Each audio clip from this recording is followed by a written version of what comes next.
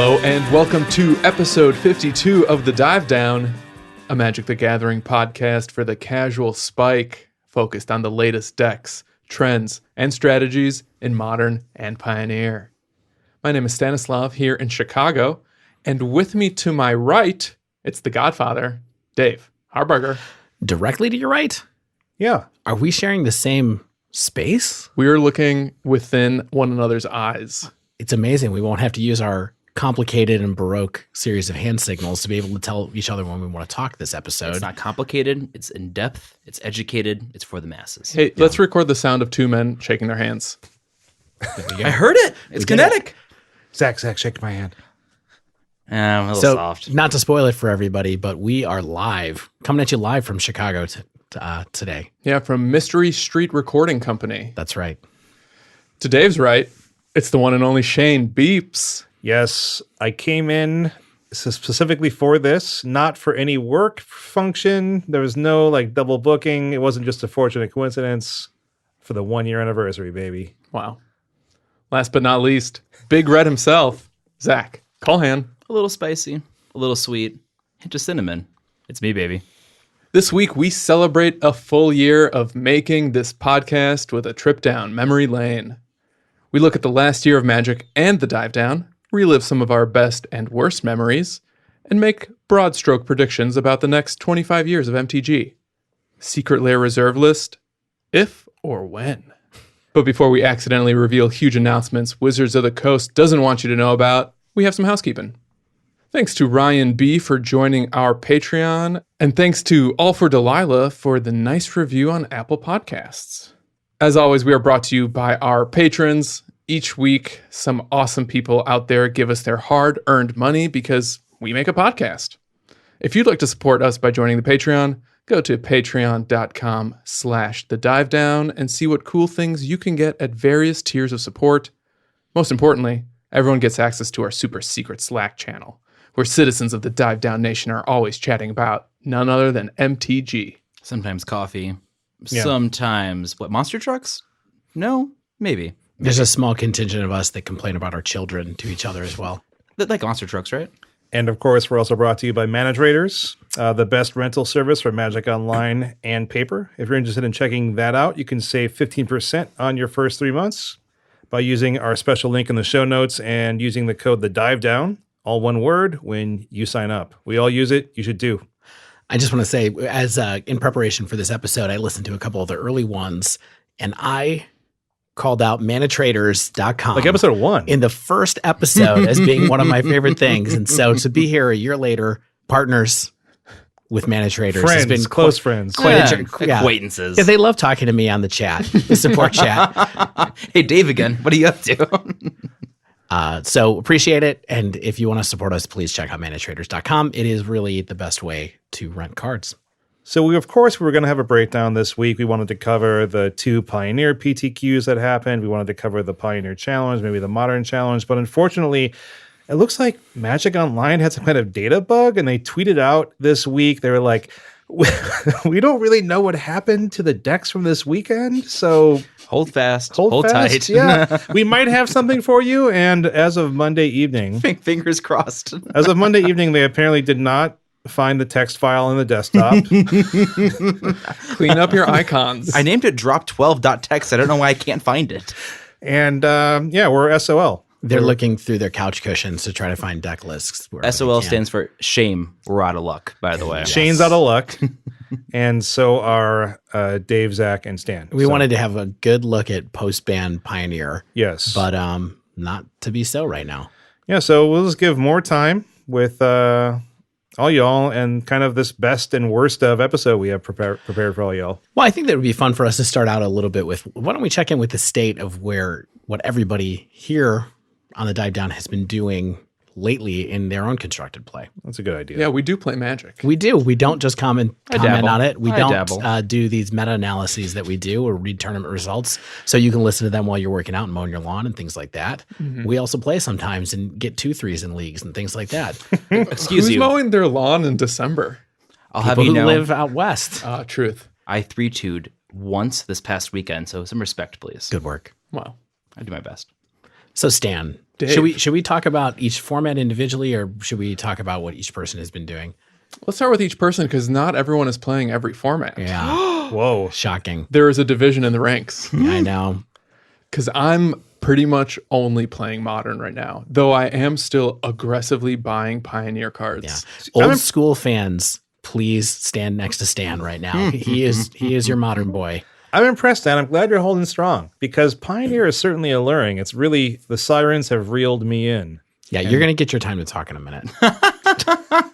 Well, as I mentioned, Shane, the reason is because I don't have a ton of time to play Pioneer in paper because of the LGS schedule. And as a result, I get to play Modern pretty consistently in paper. And thus, whenever I have free time to play online, I'd rather just practice Modern. Yeah, Sure. the truth with Stan is that paper is the definitive experience for you, right? Always. Yeah. I just love the feeling of sleeves between my fingers. Is this your card? I do love paper. I mean, it's a very visceral experience. I mean, I like Mitgo because one, the rules engine works so well in terms of it works every step along the way. Like you have to click the mana as you use it type thing a lot of times. But yeah, paper, there's something else about paper. I do love playing with other people across the table from me.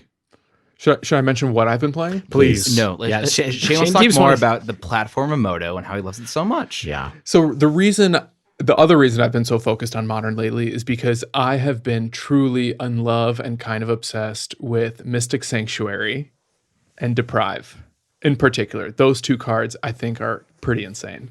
I love it. And some of the locks, the counter spell locks that I've been able, we have counterspell in Modern. You just have to send a land back to your hand. Yeah. It's like counterspell and days together. It's great if it's your fourth island. You just keep picking it up, putting it back, keep picking it up. I mean, you have to want to draw counterspell over and over again, which has its pluses and minuses. But It's mostly upside. so how's it going with like you've been brewing lately? Yeah, so I've just been looking for whatever shell I can find that uses this synergy the best, and it's always a blue-red deck. So is it solely Deprive plus Mystic, or are you doing like the Cryptic Mystic? I'm not playing Cryptics anymore. That's the surprise. Oh, naughty. So what's the difference between blue 1 counterspell bounce a land versus blue counterspell bounce a land? Well, with Cryptic, can't you have the soft lock where you keep them tapped out in their combat step and then bounce the land to your hand and then keep looping the Cryptic to keep them from ever attacking? That is a thing you can do, yes, but it costs 4 mana. Yeah. 4 is more than 2. So I just want to note for the record and for the listeners that at the time when maybe Cryptic Command is at its highest use in competitive Modern in, I don't know, 3-4 years, Stan is like, it's too expensive. I don't want to take any of the tech that the Simic Urza deck has been using. I'm going a different way. Yeah. I respect that. Thank you. Shane, you seem so eager. Well, wait. No, I want to hear there's some more. more? Like There's what else? more? Oh, Yeah, please, what else yeah. have you been doing? Oh, okay. You really gave us anything. You gave us 2 cards. Yeah, what kind of decks have you been playing it in? The torch remains in Stan's hand. Yeah. All right. Thanks, guys. So, like I mentioned, I've been trying to find the best shell for the synergy, and I've been testing it in different traditionally blue-red, blue moon-ish decks. So, I've been doing a little bit of Delver with Young Pyromancer, been doing a little bit of Through the Breach Emrakul, some of my own brews using like Brineborn Cutthroat and or Brazen Borrower. I just find that in this era of Modern, which is a kind of an unusual era of Modern, I'm much more interested in Counterspell than ever before, and I feel like we have the best counterspells we've ever had in the format, and that's all I want to cast. And I still love Snapcaster Mage and Lightning Bolt too. Yeah, the best counterspell that was ever in Modern was printed in Zendikar. Original Is that what Zendikar. I was in? Yeah. Rise Yeah. the Eldrazi, thank you. Yeah, perfect. Is it in Rise? Yes. Okay. Oh, thank you. Right. Sorry. So it's a 10-year-old counterspell plus a new land. Doing it. Problem solved. Love it. Have you taken this to the shop to play? I took Delver to the shop. I took a Blue Moon variant as well, but always with Deprived. How's it going? Delver did better than Thing in the Ice, and now I've been playing the Emrakul version online and kind of just seeing what I like, playing Control with the combo finish or trying a more threat-based version.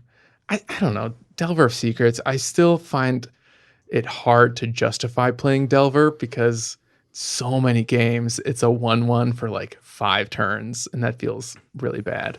Yeah, I mean that's definitely below rate. It's below rate. Yeah.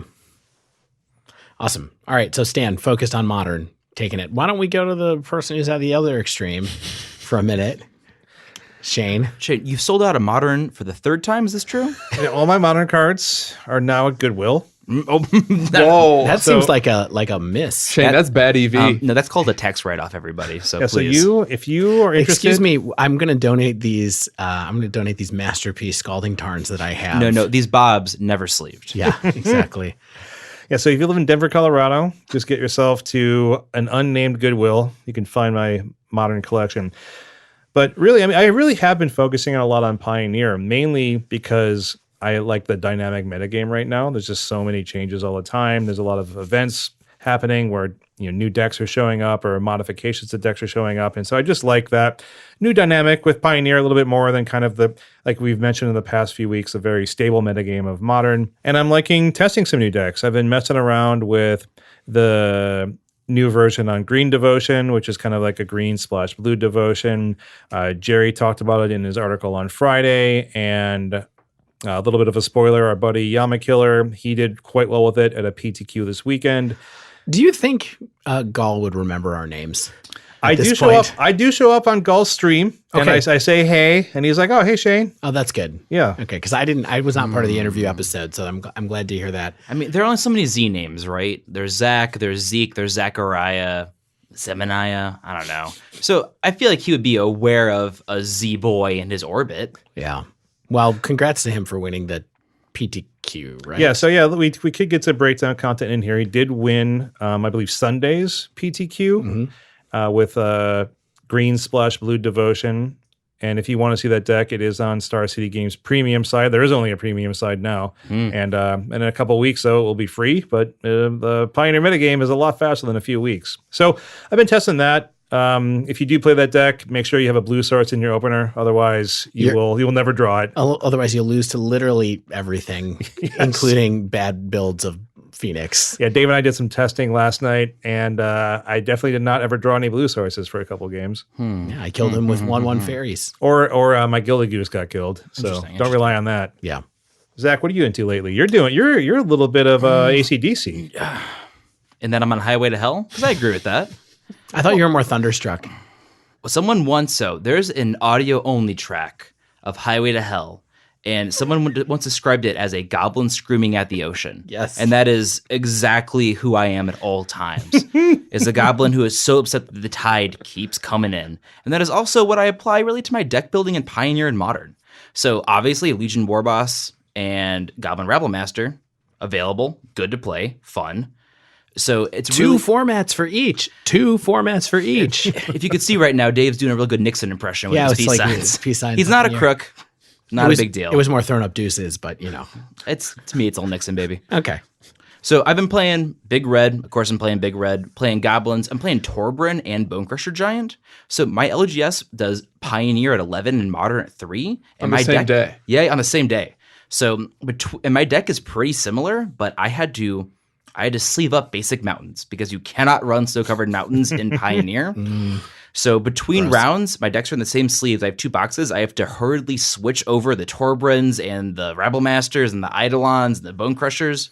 You really should use the same color sleeve, Zach. I do. It would make so much more sense. This is called negging, and you're negging me.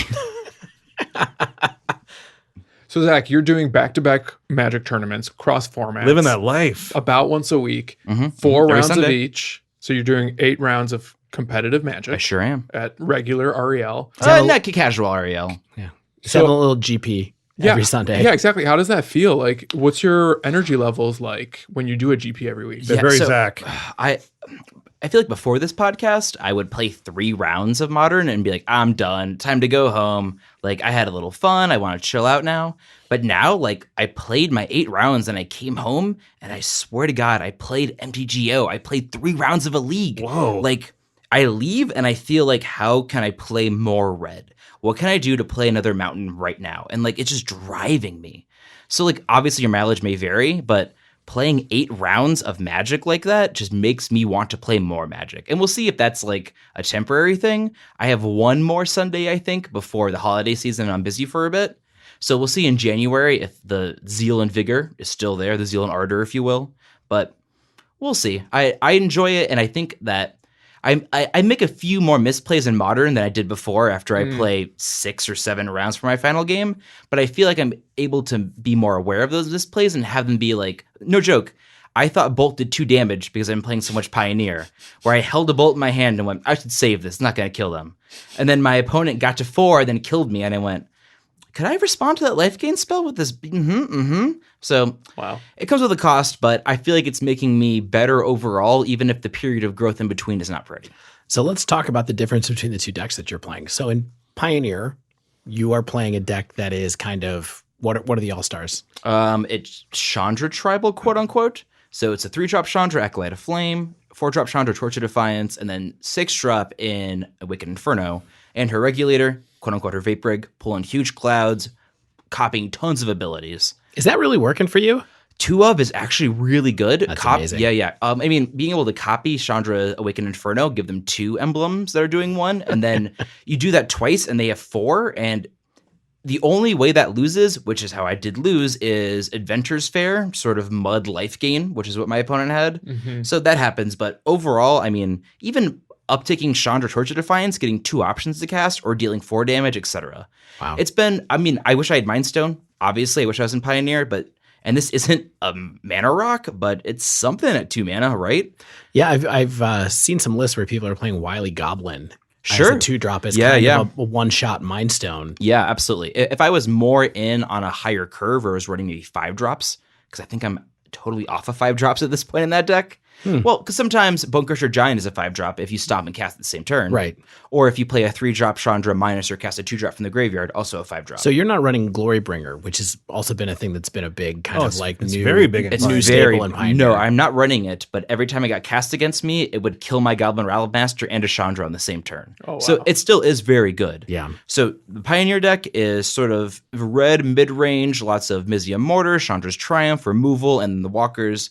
But then when we move into Modern, Well, before we do that, Oh. what's your favorite under the radar card in that Pioneer deck right oh, now? Chandra's Triumph for sure. Okay. So real quick, 1 in a red, instant. It deals 3 damage to a creature or a walker. But if you control a Chandra Planeswalker, it deals 5 to a creature or a walker for 2 mana. So it's not quite Lightning Strike in that it can never go face, but I've been able to end of turn tag it to Fairy, tag it Oko, and people aren't ready for that damage, and they really have to respect after they see it. And like I said, you can play 3-drop Chandra, downtick, cast that on turn 5. Yeah, your end game isn't really like burning people with a lightning strike. That's No. the 5 is just good value. Right. I mean, I don't play aggro deck for the most part. I owned Burn, but I think I played it wrong, and that's why I had to stop playing it. So I barely have a toe into Pioneer. I'm not really familiar with this deck. Is this a meta deck or is this a Zach Bro? So Fluffy Wolf, who is a known prison streamer, had the original version of this, which is based off a modern version, but it has since evolved very far past that. So this is my own list, but I don't want to ignore that I got the original 75 from somebody else. A lot of it's changed, maybe honestly 30 cards, but the stock list came from them, but that also came from somebody else. Yeah. That's awesome. I mean, I think that Chandra's Triumph is super interesting in the sense that it's kind of like, it's another one of those spells in Pioneer where I think that contorting your deck to make these conditional removal spells that have bonuses good is sort of the name of the game for a whole series of decks in Pioneer, right? Sure. Especially the red ones, because you have that Reckless Rage kind of thing going on in Heroic. I think that, I still think there's probably a home someday for Chain to the Rocks, potentially as like a 1-mana exile effect. Chain to the Rocks. Yes. I could have sworn I saw it in a 5-0 dump even. Probably. I haven't seen it yet. I saw both from Metallica at 92 at the United Center, actually, yeah. Got to get you Chained to the Rocks. Bum, bum, bum. Cry out. Chained to the rocks. But I do see, even I've been playing a little bit, I'll talk about it a little bit, but I've been playing some blue-red decks in Pioneer, and Lightning Axe is really, really good as well. Sure, absolutely. So anyway, keep it short. The modern version is not fair in that it is running fast mana in Simian Spirit Guide and Gemstone Cavern. You get also Blood Moon effects, but you run Magus of the Moon because you have Torbrun, and sometimes Magus of the Moon swings for 4. Yep. And also Bolt deals 5 with Torbrun. And I'm running Forked Bolt. So with Torbrun, if you have 2 different targets, it deals 3 for each of them with Forked Bolt, which is good value.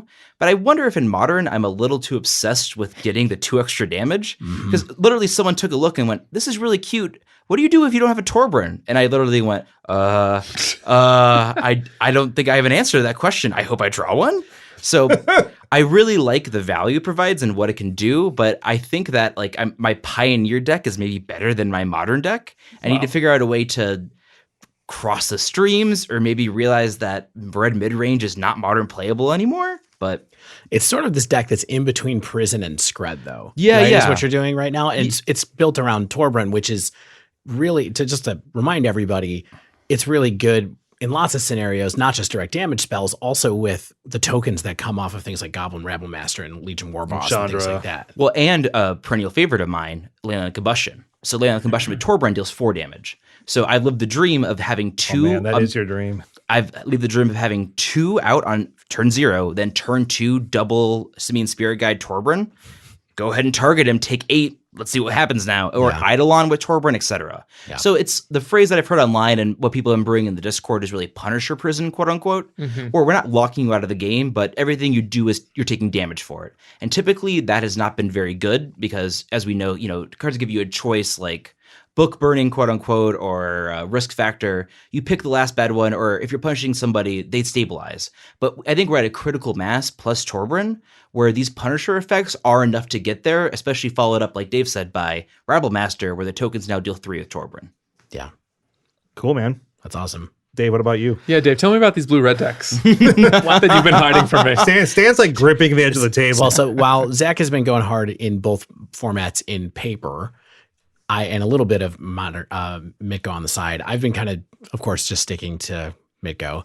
And I've been playing a little bit in both formats. I kind of decided that I wanted to finally level up with Death Shadow.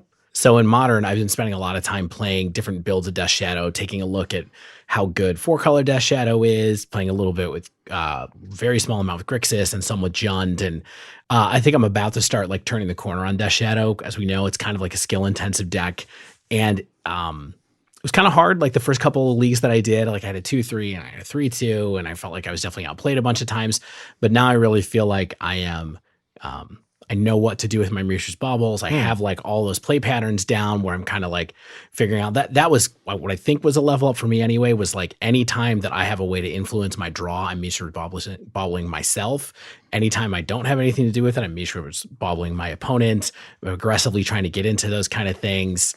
I've also really enjoyed the builds that have Tarmogoyf in them. I think Tarmogoyf is pretty good at the moment, even though there's some fatal pushes out there and things like that. I still think that that combination is good. So I've been kind of playing in the like Sultai Jund 4-color zone. Say it. Say the word.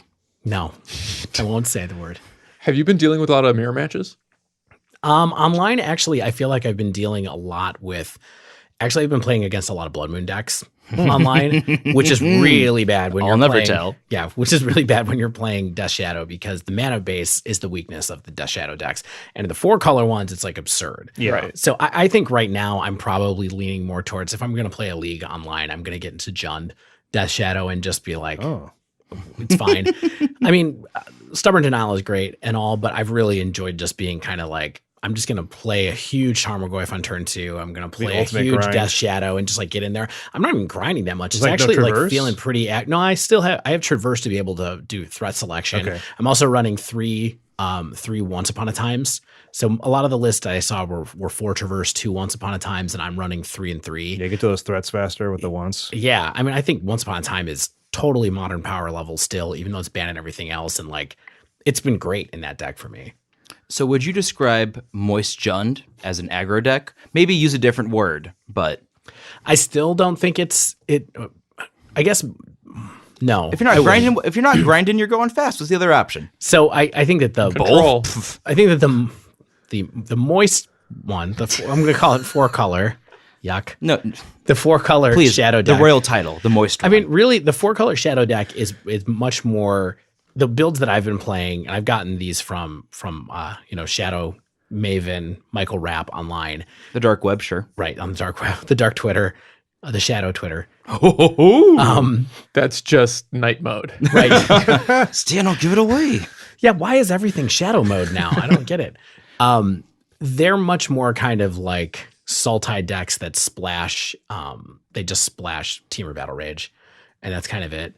And really, even the Jund deck at this point is really just splashing, or just has red for Temur Battle Rage and a little bit of Colling's Command out of the sideboard.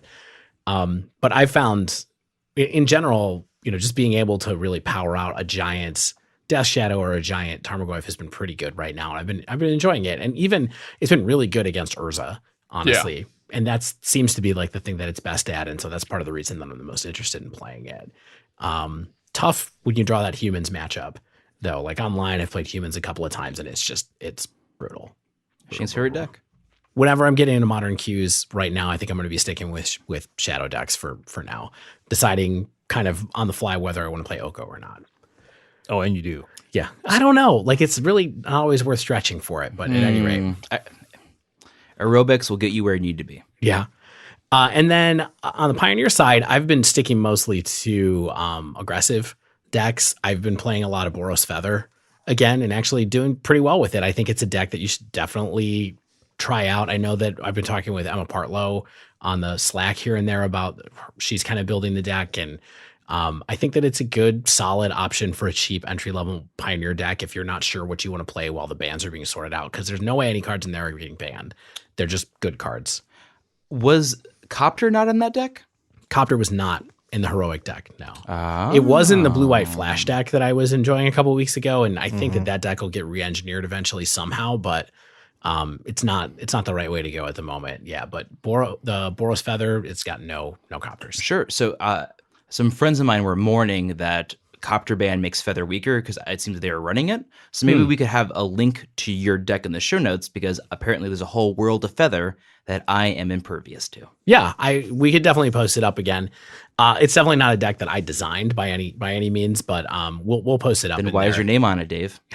It's not on Goldfish just because I wanted to keep track of the build that I like the best. They had one of those like metadata issues where your name was entered as a deck list, and so now Dave Harburger by Feather. No, Boros. The Feather deck is now called Dave Harburger. Yeah, exactly. I mean, what can you do?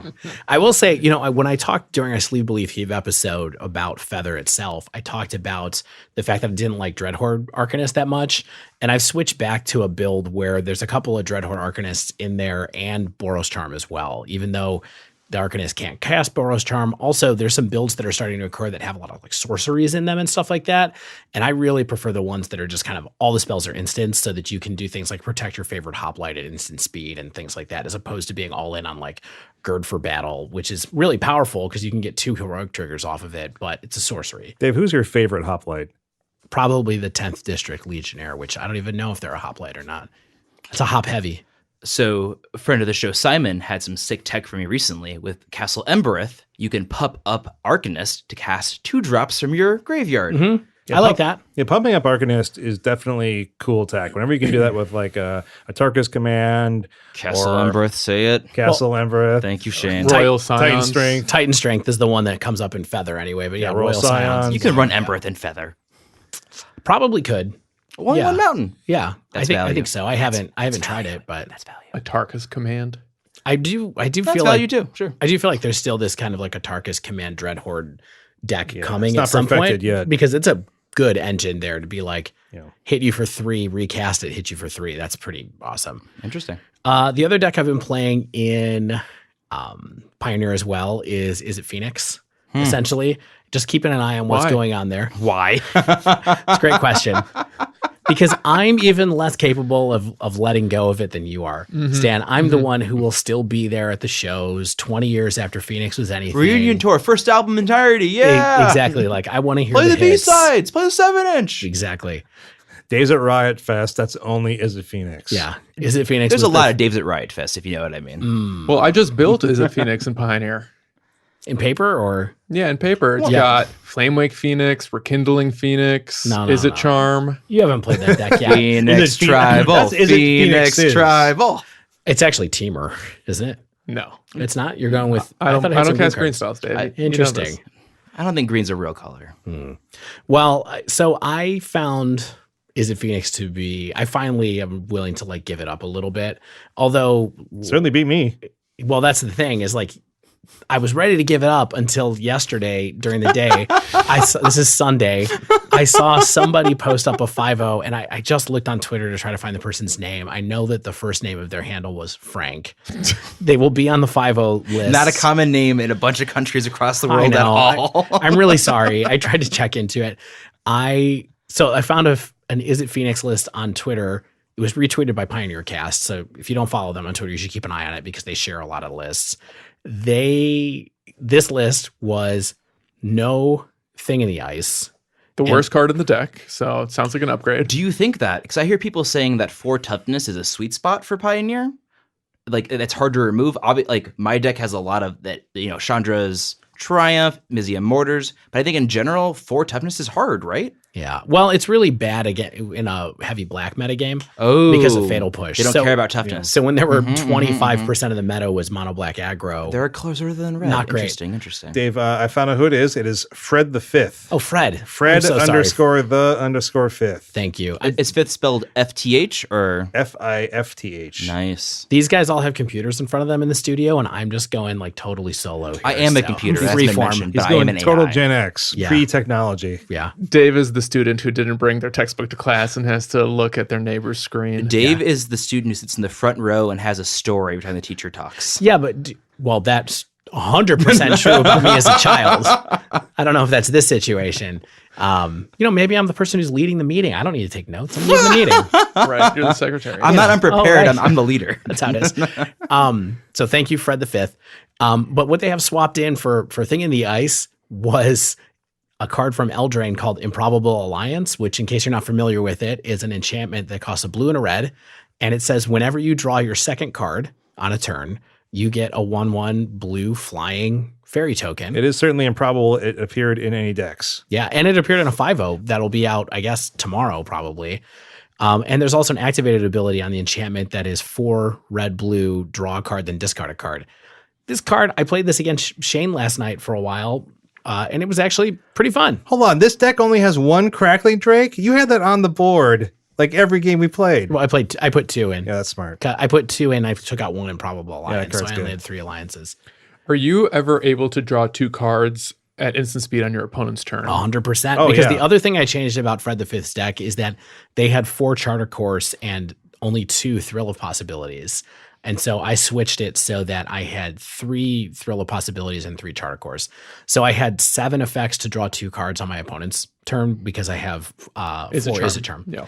Yeah. So a lot of the times I was drawing 2 cards on their turn, drawing 2 cards on my turn, drawing 2 cards on their turn. 2 cards on my turn even. Yeah, it was great. You weren't even there. I was drawing 2 cards on your turn. Multiplayer worked great. Now, the thing that was interesting is that like this card was much more of like a buying me time, blocking things kind of value That's engine. all you need, though. Than Yeah, it that's was- really nice. Because what I was doing was just holding down the ground with things until I got Crackling Drake online. So the way that it played in the games that I played so far with it, though, is it's kind of like Crackling Drake deck. It's not so much Phoenix. Right, Phoenix is just an upside. But Yeah. you have a lot of ways to protect the Crackling Drake from like fight-based removal, which is pretty popular right now. Like I dropped a Wicked Wolf, and I was like, oh, cool, I get to like sacrifice this food, get it up to 4 power, get this Crackling Drake off the board, and it was just like Lightning Axe. It's Yeah. like, But I mean, that's a little bit more because like I knew what you were gonna do, and I held my removal spell until you had that's to what do good Magic it. players do. But It's not that it's good, it's that I'm better. well, yeah. Not saying that, but I don't know how good it's going to turn out overall, but it was a fun deck to play. So that's what I've been doing in Pioneer. I think I'm definitely going to go back to Feather a few more times. That wraps up our very personalized breakdown for this very personalized episode. We're going to take a quick break, and when we return, we're going to go down memory lane, talk about the last year in podcasting, the last year in Magic the Gathering, and the love that keeps it all together. Stay with us.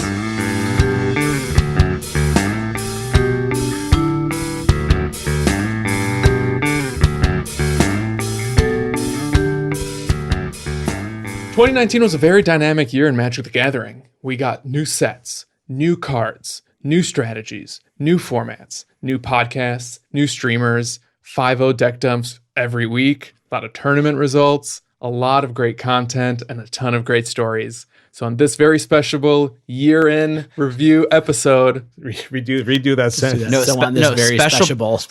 Speciable is a portmanteau that we have to leave in. make it a pen.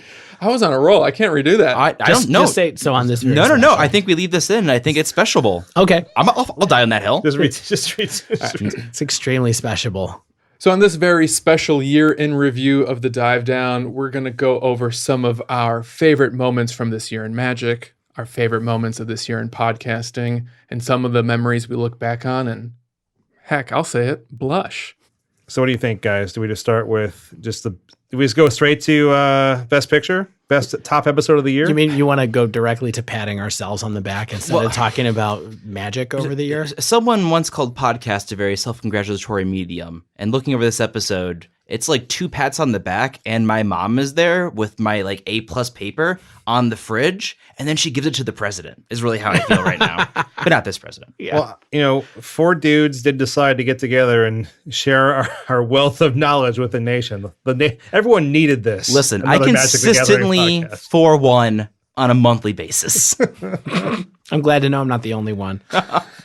Let's talk about the episodes that we remember the best. Yeah. Zach? Sure. I think I'll start with a really special episode for me, which is really the math episode. And this is one that I dreaded like planning for. I fought against us doing. You were afraid of it, I feel like. I almost fake sick to not be on this episode. I swear to God. Mom says I can't podcast this week. My mom says I gotta go home and rake the yard. But I stuck it through and I learned so much. Like, this is an episode where it was you and Dave sort of like adjusting your ties and like getting like your TA portfolio ready. And I was there like, I guess I'll learn. I don't know. But when I was in the moment and like I began to think about Magic non-emotionally, or maybe quote unquote not in a red mage way, and like began to think about, okay, so don't concede because maybe draw another card and maybe think about how I can get you out. Like we talked about a few episodes ago, if I can draw a Hazard or a Bolt, how do I get to a situation where either of those draws win me the game? And obviously applying that beyond probability, but just about deck building, other things. I think this was the level up that I was keeping myself from having because of my distaste of math at a collegiate level or a high school level. But you can separate that. This isn't trigonometry. This is probability, which is easier and more fun, right? So for me, the best episode this year at a personal level was math because I got to level up and learn and have fun with my friends. And that's special for me. Super interesting to hear you say that. I was very surprised. I hated the episode before, during the first half, but after that break partway through where I realized that numbers can't hurt me, things are different now. I mean, they can't hurt me, but Yeah. A different kind of hurt. The thing that I remember the most about that particular episode was just, it was actually kind of hard to put together. And when we were concepting it, I felt like it was going to be easy for us to come up with a whole bunch of rules of thumb. They seem so easy at first. We were like, why don't we just like come up with all these like fun rules of thumb about like what a blast, math. Yeah, put back math a is one-man hand, bro. Chill, it's cool. Yeah, and it just turned out that it was so hard to do things that were reductive in that way that people hadn't already written about. Right. And also, so we came up with a limited number of things that I think we contributed in a way that were kind of fun, and then a lot of it was. I mean, that episode was our love letter to Dr. Frank Karsten. Thanks, Frank. Yeah, Come thanks, on our Frank. show. Yeah, I mean, absolutely. And so it's interesting to hear. And I remember that was the one that I probably fretted about the notes as far as my contribution went for the most, because I have a really clear memory of like my wife went out on a Saturday night and I think I wrote notes for like 5 or 6 hours trying to find things, like do experiments to see things that turned into like interesting math tidbits. And I was just like, whoa. So you're doing math experiments when you had free time when your wife is out of the house? Yeah, I was producing content for this podcast. That's what I do Plugging to relax. numbers into a geometric calculator. Running Yeah, simulations. Hypergeometric Boop, number? boop, boop, boop. 7 lands will equal maximum draws. I had 5 hypergeometric calculator tabs open at a time where I'm just like, this idea. To someone who doesn't know what that means, it sounds so futuristic. Yeah, it sounds like something it from is. Star Trek data. Okay, Hey, Dave, what are yours, though? so I have a particular soft spot for I think 2 episodes that we did. One is the blue-white control, which is called My Other Son Is Also. No, my son is also named Teferi. Is it my son is also named Teferi? Yeah, That I don't sounds know the right. Simpsons joke. yeah. That you guys referenced. My son there. is also named Bort. Yeah, perfect.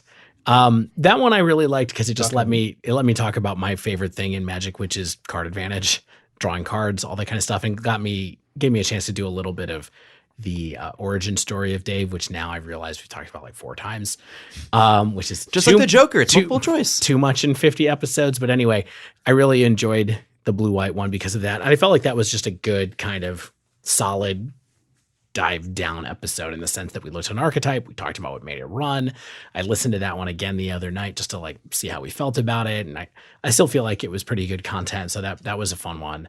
The other one that I thought was interesting that kind of sticks with me a little bit is the one that was called Surgical Precision, where it was the first one where we did a deep down on a single card and all the stuff that went into when to think about and why to play Surgical Extraction. I was nervous about this episode. I think we're nervous about every episode. But Yeah, that's true. That episode, the Surgical Precision episode, has one of my favorite pull quotes. Oh, really? It's the Shaneism, where you asked Shane, what makes right now okay to run surgical main? And Shane goes, it's not okay. It's not okay. It's not okay. I don't think it's okay. That's the origin of I don't think it's okay. Yeah. Oh my goodness. It's such a Shaneism that I thought it predated me joining this friend group and just went, I don't get the reference. It did. This was the most recent context for it. What a legacy to leave on this earth. Yeah. Shane, I don't think it's okay, beeps. Yeah. There you go. So those are the two that I remember the best. So for me, it's kind of a random one. And I just remember the feeling I had both making this episode and then hearing it back. And it was the Modern Horizons set review part 2. Good one. Very Classic. specific. It's like Terminator 2 Judgment Day, Empire Strikes Back, Yeah. Spider-Man 2, Mm-hmm. Is that Revenge of the Green Goblin? Attack of Doc Ock. I just really love Was that Modern Eddie Horizons Izzard? 2. No, that was... But no, what? I should know his name. I think I he'd be a don't. good Dr. Octopus. He'd be a great Dr. Octopus. Ooh, a little more pizzazz than we're used to, but I could for sure dig it, yeah. Yeah. So we had made that episode on the heels of Modern Horizons Set Review Part 1. So I think we like... Really? It's a good sequential naming we had there. It wasn't just a floating sequel. It wasn't a bit. It made sense. And I guess we had a little bit of experience making that type of episode. It's not often that we make 2 episodes that are very similar in nature back to back. Sure. So I think we got to be a little more loose with it, have a little more fun recording and talking about it. And as a result, I thought the final product was really funny. And I got to hear us almost as ourselves more than like podcasters. Mm-hmm. And sometimes being a podcaster, like you hear yourself differently. Podcast tours. You're a different person when you have a mic in front of you. But that one came out really naturally, really funny. I thought we made some pretty good calls, me especially. Yeah. I mean, I think that history will show, if anyone had access to the spreadsheets that I've burned, that you did have probably the best calls. For me, it's a Sorry, similar- for the fans, Stan did just dab in the studio. Yeah. I just went with the one I remember enjoying the recording the most, which was episode 32, which is Down and Out at Denver MCQ. You know, it's one of my favorites. I had Dave, Stan, Zach in my house. We were sitting around my dining room table. We were talking about our experiences at Magic Fest Denver, chatted about what cards would make our Modern Power 9. There was just a novel episode. It was a lot of fun to create and hang out with my buddies. That was the first time we started talking about Leyline of Combustion. Oh, yes, it was. And it's been 22 episodes running ever since. I own 4 pre-release foils now, and I'm happy. I love the foil stamp real quick on the pre-release cards because it's like a historical document. It's fun to be able to know, I know when M20 came out because it says so here on this card. Wait, did you upgrade from regular ley lines to ones with the stamp? Dave, if there's one thing to know about me, it's that I buy red cards and then I rebuy them in foil. That's true. Anywhere from an hour to 2 years later. Perfect. David, there's another thing to know about Leyline of Combustion. That card is like 50 cents, even in foil. Oh, so no worries on that. Yeah. Yeah. Well, I'll never tell. Spec. Spec. Spec. Shane, I'm sorry I interrupted your story. Oh, it's quite all right. That was the end of it. It's a good anecdote. Do you want to have like a subcategory, like favorite level up episode or like favorite dive down? I had a favorite dive down for sure. What was it? Tron. Really? Tron, so antithetical to my style of play. Dave left midway through recording once again. He just bounced. Did I really? I think I No, did. you came back. You got in your Lambo. You let me talk for like 5 minutes and you got a beer. That was the deck that I just remember playing it for science and loving every minute of it. And I now think of it as the type of deck that I would love to own, but fully realize I would never actually play. It would just sit in a deck box forever because it doesn't share cards with any other strategy. That's the best part about it. Yeah, absolutely. And for me, this was the first time, because we were using mana traders at that time, that I had played a deck that I never would have played in paper. I don't own really I own Bluetron, which is not the same, not comparable. I'm not about to buy the Karn 7 drops, etc. So it's the first time I had ever played and seriously considered competitively playing a deck that I was not in my wheelhouse, that I was not used to. So even though I ended up not loving the deck, it totally opened the horizons for me of what Modern could be outside of my mono red budget. That's how I felt about Mono Red Prison. Sure. Actually, it was like a deck I would never play. Typically, I don't have a ton of the cards, but renting it for that week, playing it for the deep dive, it was awesome. I had a ton of fun with it, and it was a blast. Yeah, I really enjoyed that episode too, because for me, it felt like a level up moment in that it was really like turning in like my senior thesis, in that I'd spent all this time playing these red decks. Now it's time to show what you know, right? It's one thing to go forward your LGS, it's another thing to say why you went 4-0 and how you did it and how to optimally do it. So for me, it was a big moment of, oh, cool, I'm doing it big time. I'm doing a big time. Zach Callahan, 2019. I think the dive down or the deck dive that I liked the most was the Dredge episode. It's definitely sure. the one I'm the most proud of that episode. It was one of our earlier ones. It was like 16. Oh, I think. definitely. Yeah. And I put a lot of effort into that. It was something that I think was a lot of good information. I think it encapsulated some of the complexity of Dredge in, as bite-sized as we can be into our episodes. And I think that it gave people good information. It gave me, a lot of information about really how is Dredge working. And I'm still happy with that one. But I think the most fun I had was Mono Red. Even though Dredge is dead, you're still happy with that one? Well, Dredge is dead. Mid-range is dead. Humans is dead. Is Shane dead? I'm a robot. I mean, he is a spirit now quite a bit. Can you put a ghost into a bot? We'll talk about that later. Wasn't that the plot of A bunch Ghost of in stuff. the machine. Yeah, I was going to say Ghost in the Machine, right? And maybe possibly The Matrix. batteries not included? Lana, come on our Circuit. podcast. You think that there are human spirits in the robots? So batteries not included. Those little hamburgers. Johnny Five was alive. Is yeah. that what the tagline should have been? Johnny It's a Five human was soul in definitely alive. anguish tethered to this mechanical beast. Johnny Five was remove me from this fleshy torment. I have no mouth, and I must scream. Yeah. All right, so that's enough like self-congratulations, okay? Oh. Now Our it's time for some self-flagellation, right? Yeah, right. So let's talk. One of the other things that we've done a bunch of times here is evaluate new cards and their fits for the modern format. Mm-hmm. Do we want to talk about our best and worst takes for the year of the cards that were spoiled this year? Stan, you look like maybe you're ready to go. Do you want to go first, or do you want somebody else to go first? Stan. Sure, but I'll start with the bad news first. Okay. Dovin, Grand Arbiter from Ravnica Allegiance. I called it Bitter Blossom plus Dig Through Time, and I was wrong. I pre-ordered 4 foils, Stan. And because it's even better. I'm so happy I did. I don't even remember what that card does. It's like Bitter Blossom, but better. Yeah, it's got like a +1, whereas anytime a creature deals combat damage to a player, you get to tick him up. Yeah, you and get to put loyalty based on how much damage. yeah, and it's minus makes Thopters or servos, and then its Okay. ultimate is, I think, Dig Dig Through Through Time. Time. Yeah.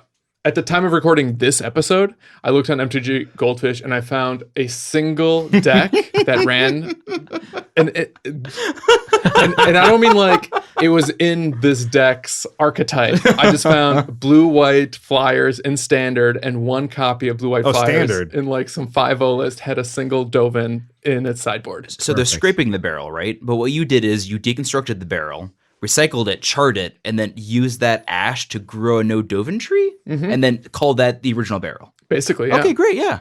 So if MTGO user Hieronymus Mosh listens to the dive down, tweet at me about if you've ever even cast this card and how busted good it was when you did. Awesome.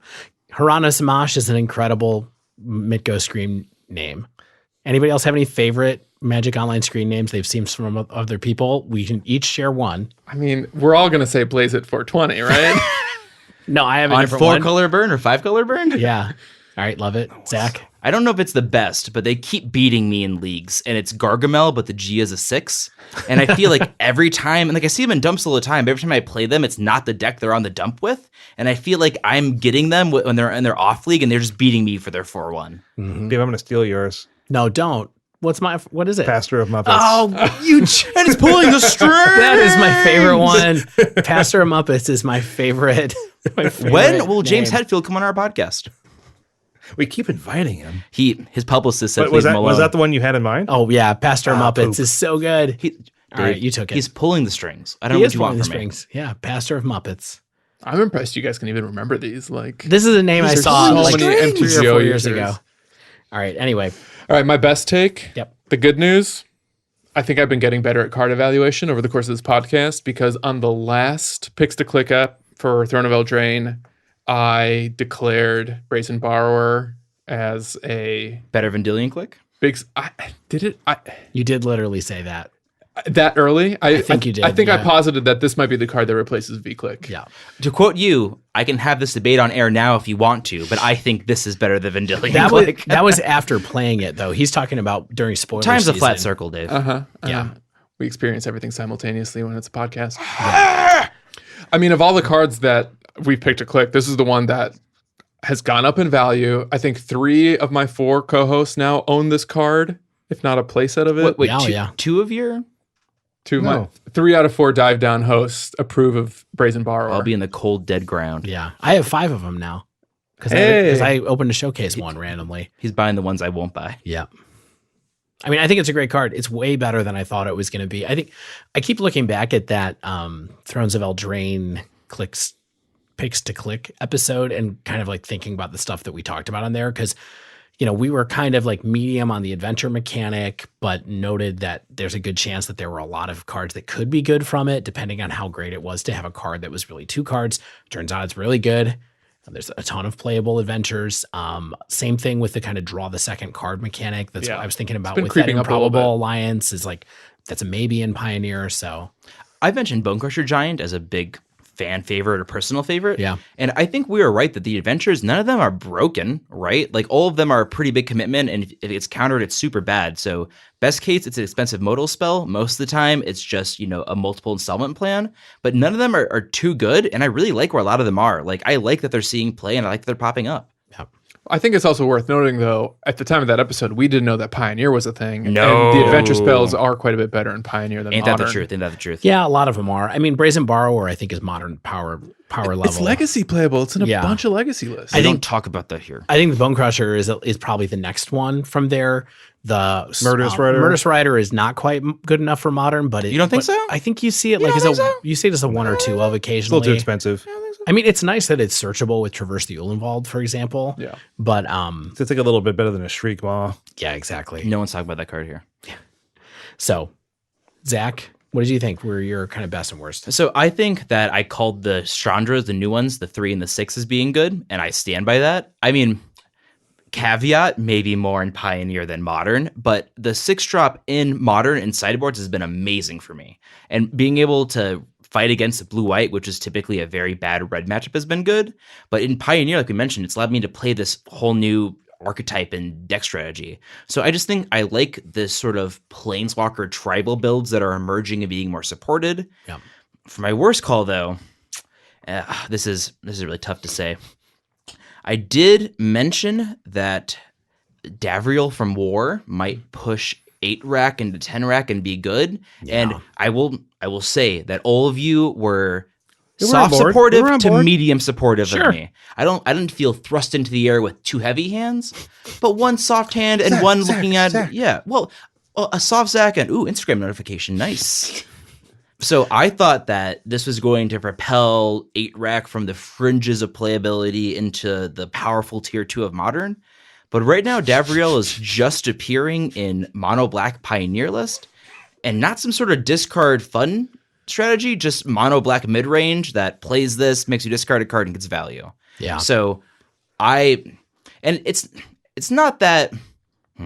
I just wanted it to be good at such a level that I feel like I poured myself into it and hyped it up to a degree that it could maybe have never lived to, but c'est la vie. Well, it was good for a while, right? There was a while where 10 Sure. rack was seeing more play, and I think Modern is just at a point now where Davriel and 8-rack strategies in particular aren't up to snuff. Right. A 3-mana payoff that is a build around is not where you want to be when your opponent goes, cool, Urza? Yeah. I mean, it's kind of absurd how much. I mean, the power level Modern's always there, and so we've talked a lot about cards that could have made it, but it's the value cards that seem to make the biggest impact in Modern, and not so much the build around ones. Absolutely. Yeah. I'll go next. I think my podcast gave me a couple bones, especially in the War of the Spark episode when I got Karn the Great Creator What now? and Blaststone. I got thrown some bones. Okay. Yeah, you know. Please don't say that we gave you bones. He's a dog. Shane the dog. Bow wow wow. UBO UBA. My Karn the Great Creator and Snoop Blaststone. Dogg, come on our podcast. They're such easy tee-ups. Like my feelings on them were validated. I mean, the cards have proven themselves to be modern staples. Karn the Great Creator, we've talked a lot about on this podcast. Turns out. Yeah, it turns out surprisingly good. And Turns out invented a completely or updated a completely self-contained branch of decks, basically. yeah, I mean, it's just any deck that can win a long game is going to run. Can run Karn at least. I do want to say very quickly that I was listening to old episodes in preparation for this one, and we were all worried that Karn was going to be super ubiquitous and turn up in a ton of decks. But it turned out, I think it turns out in a lot of big mana decks or decks able to use it, but it doesn't feel like every deck is just using it. And even big mana decks, like you mentioned, the sideboard commitment is huge. And like Eldrazi Tron, obviously good there, very good there. But in general, it's not like it's a free card to run. It's a big opportunity cost in the end. Sure. Yeah. I mean, it's in, just to be clear, it's in Devoted Druid combo. Sure, big mana. It's in Mono Red Prison and Eldrazi Tron. Sure, and big mana. Urza mid-range. It's in Simic Urza. Big now, mana, too. yeah, Tron. absolutely. Okay. Amulet Dave, we're saying the Titan. same Tron thing. and Amulet Titan, yeah, depending. Tron has switched back to it. You're right. You only Red see it Prison. sometimes in Big mana, like we said for the second time. Yeah, Urza mid-range, a big mana deck. Well, Urza does Actually, make it is mana. kind of. This country was built on big mana, okay, Stan? Yeah. Why does Urza make mana? You know what's funny? In all this discussion, though, guys, I think that Blaststone is the more mistake level of a card. Oh, It's simply just too good. I agree at what it does because with I too lost small of a deck building pioneer cost. round to it yesterday. Any card that I lose to should be banned, is what I think. Well, ignoring Zach's results-oriented thinking, But don't. I think that it just really is just too easy to run and like invalidates a lot of hate type strategy. I think that Blaststone is too easy to run. Then why is hardly anyone playing it? Lots of people are it's in playing tons it. of decks. Yeah. You don't. I play a lot of Modern, and I never see it. I never see it. Are you kidding? No. It's so important in Eldrazi Tron and it's in Green Tron. It's Dread in mana. Runs it in the sideboard. Yeah. Also a big mana deck, yes. Yeah. Yeah. Since I've been playing Shadow a lot. Also a big mana deck, yeah. Right. Yeah. You know what it is? Maybe I never see it. If it's in the sideboards, who would bring it in against like blue-red control? It's usually not in the sideboard, but for a lot of big mana decks, it is main board. Right. But they're Like not. Goblins, also big mana deck. They're not searching it up against you if you're blue red though. Like Right. Also a big mana deck. please. That's enough with the big mana decks. Okay. A deck with Expedition Map is using that as a way to search it up, and so they're bringing it in against Shadow and things like that. So I can understand whether you have a diversity of threats or spells that they have to interact with instead. Maybe they're not bringing it up, but it's everywhere. I feel like I fight it all the time. Yeah.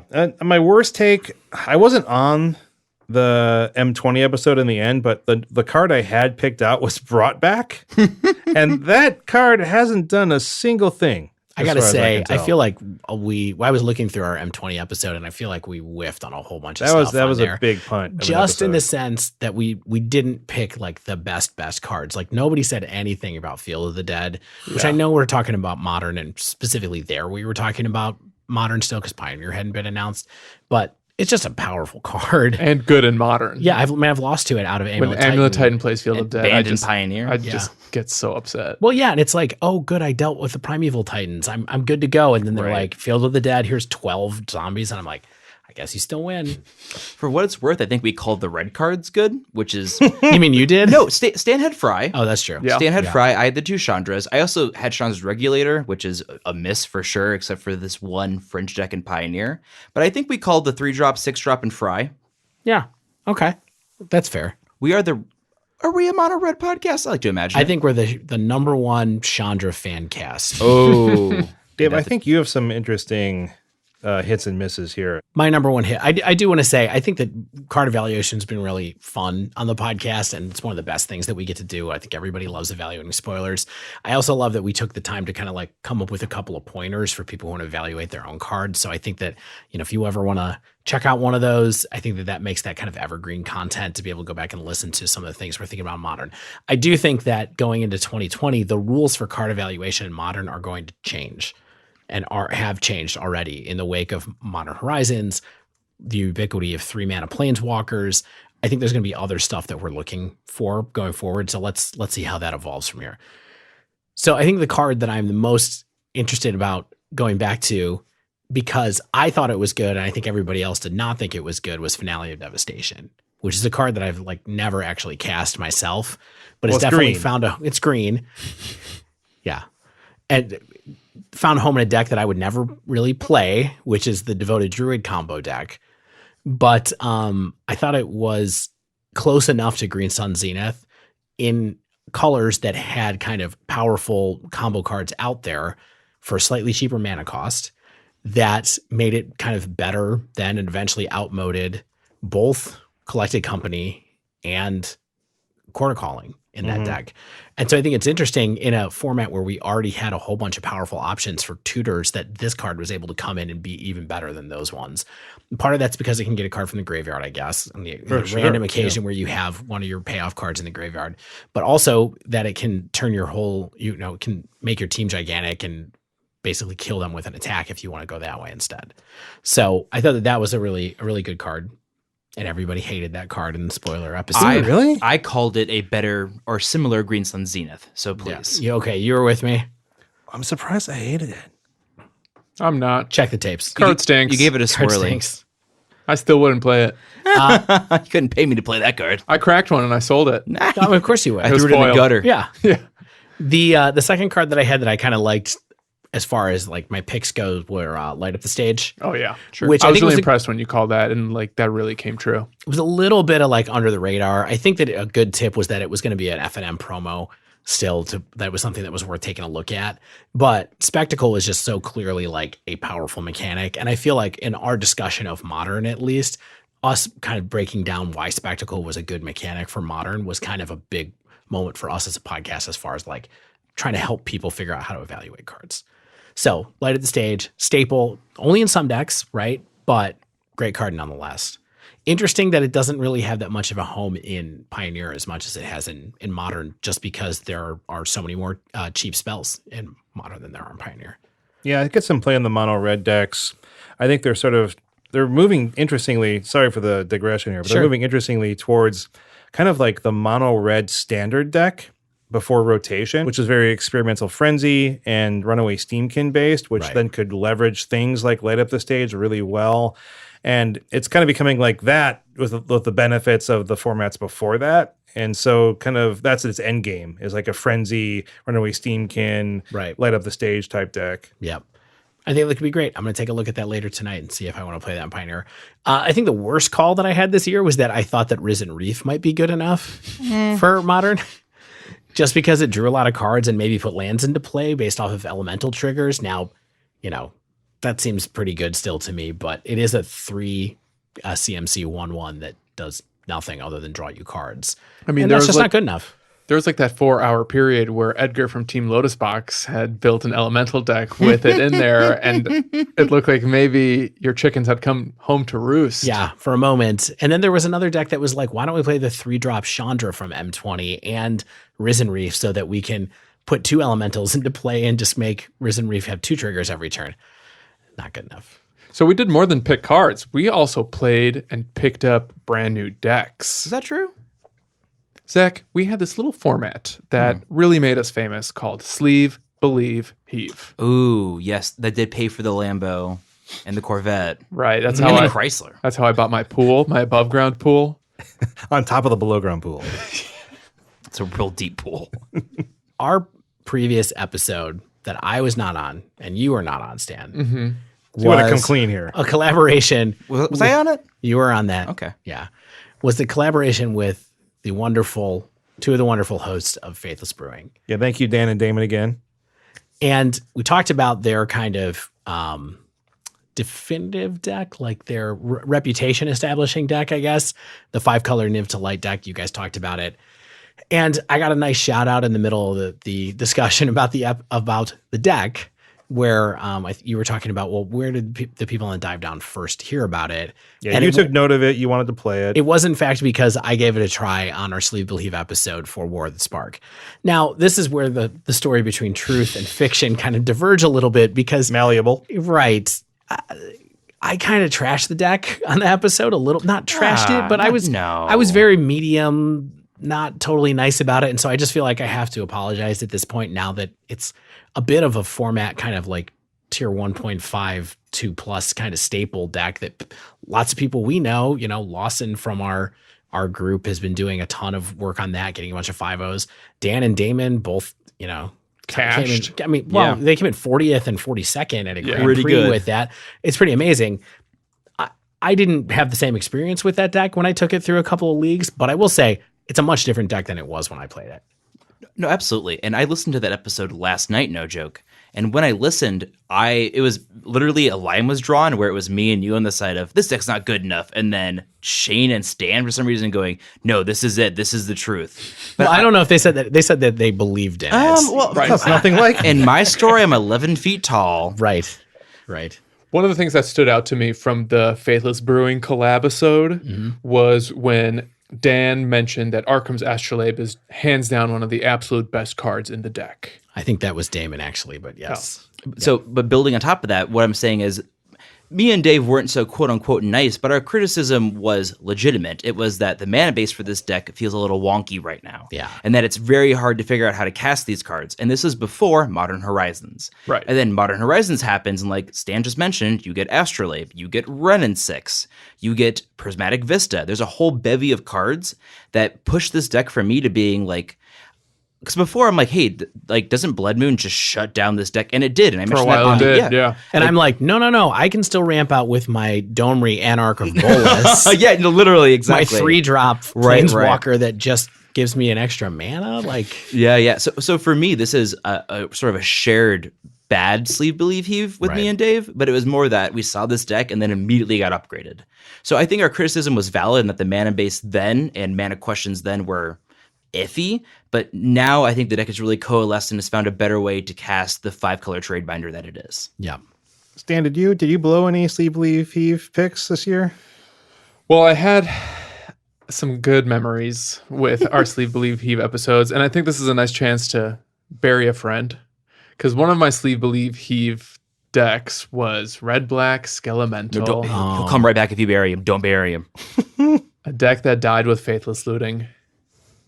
We can bring Faithless Looting back, I think. No. We're gonna talk about that in a little bit. But For a while, that deck was putting up consistent 5-0s. It kind of developed this red-black mid-range strategy for a minute, and I think it had power, consistency, and some great matchups. And then Faithless Looting got banned, and suddenly it lost a ton of that consistency. And Surprisingly. I will admit, I tried making it work with some other tools. I tried using Stitcher Supplier. What's that 1 mana, not Goblin Lore, but Burning Inquiry? Yeah. And just spinning your wheels, out into the blank unknown is not as good. And it's kind of sad to think I may never get to play Skelementals again, because those cards it's so cool. Unearth lost a lot of power, I think, at the same time. Remember that? So that was a great deck. I got smashed by a Skelemental the other night in the league, by the way, that someone brought back with a Thunderkin Awakener. Skelemental! Look out. Stan, why not Merchant of the Veil? I haven't tried that yet.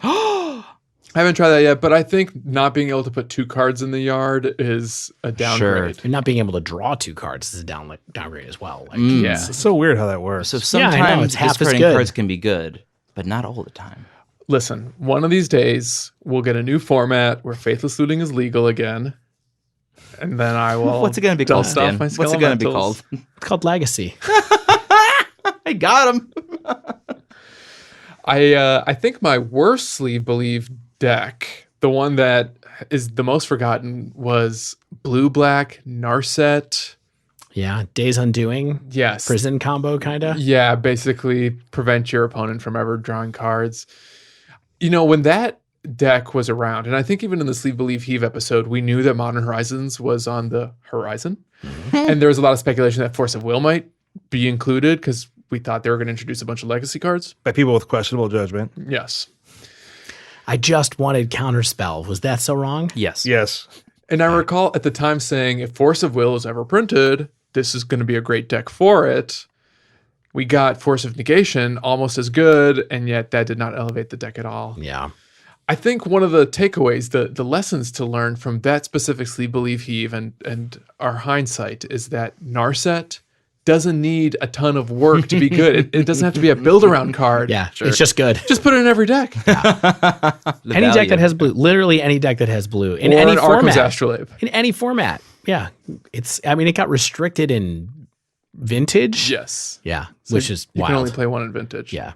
I don't really have a lot of fun stuff to talk about with my Sleeve Believe Heaves. Like, I think the thing that I'll talk about is, I guess, my most accurate take, which I guess I would say is like the Bant Infect Sleeve Believe Heave episode, which I reviewed after Scale Up dropped in Modern Horizons. And so people were very hyped to see if Infect had what it took to come back to be the tier 1 scourge of the meta.